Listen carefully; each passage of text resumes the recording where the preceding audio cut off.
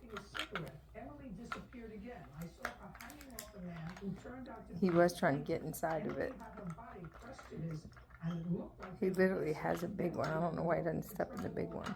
And even though I didn't like the way she was treating me, I couldn't allow her to enter the... Look at his little feet.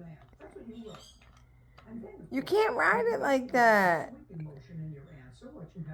I know you are not doing what I think you're doing. I told him to leave her alone. Instead, he told me to back off and shoved me.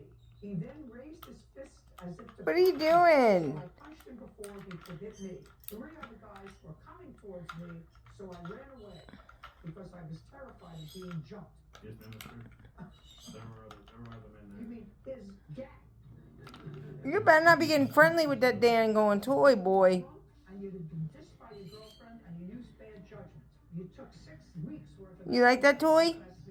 I think you might like it a little too much. That doesn't make you not guilty.